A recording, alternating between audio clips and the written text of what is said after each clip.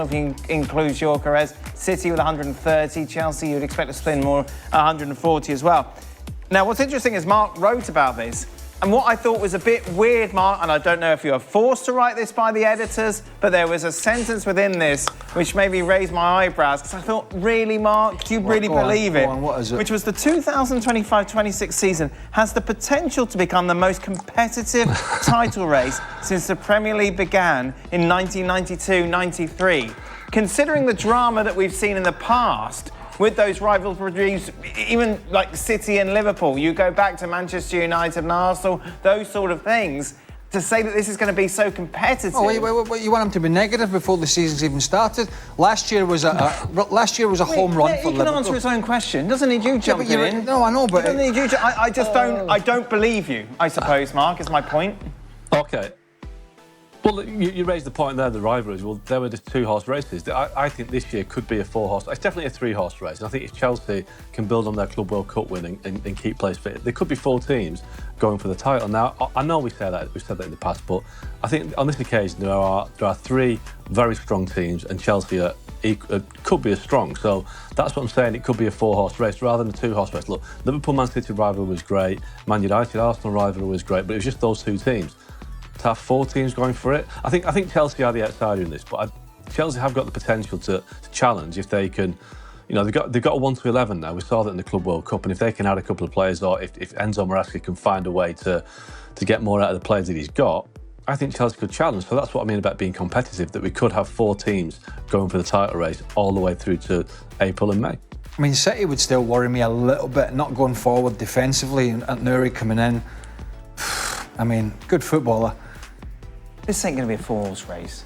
We're not going to be sat on the final day of the season with all 4 teams in contention. No, I mean, it's unlikely we're sat here on the final day of the season and we haven't got a winner, but you just... I think there is potential for it to be more exciting than it was last year, which it wasn't very, as I say, it was a home run for Liverpool from sort of Christmas onwards. They did all the hard graft. But I do agree, I think City still have some answers defensively that the other two big cheeses don't have, Liverpool and Arsenal. I think they're pretty solid defensively. I think City have to answer that question, whether he's figured that out. And I do agree that Chelsea is the outlier. If we get the Club World Cup, Chelsea, the game against PSG, consistent, if we get the consistency, you just never know. I think it's unlikely they go all the way. I think Arsenal and Liverpool are going to go, to be honest, I think that's going to be like a head-to-head, and it's whether the other 2 can really step up, because I think those 2 now have, in terms of the squad, I think they've just sort of stretched away a little bit in terms of quality, even from City, who've got a big squad.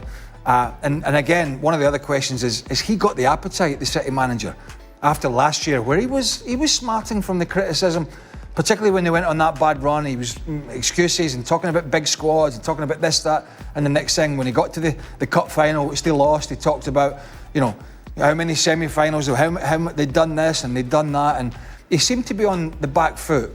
And it's whether he has the desire and appetite, because the players will sense it.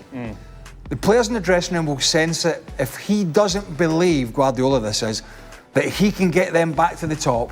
And I know they got Rodri back, I know they've signed quite a few players, but players will sense it if he's got his own doubts, and that's going to be, I think, one of the big questions. Frank, do you agree with Mark? This is going to be the greatest title race ever? No, I don't think so, because in the past we have had a lot of races, and that was absolutely fantastic, and especially with Manchester United and Arsenal. We tried to cope with the situation with Chelsea. I remember one year we finished 3rd. It was very hard because they mostly never lost a game, and it was always, you know, head-to-head. I understand Mark when he says it's a 4-team race. It could be a 5, you know. Don't forget Newcastle. What's going to happen to Aston Villa? Frank, it can be. What are you doing? It can be very interesting. Right, look, the likes of Aston Villa and Newcastle are going to get involved in this title race as well.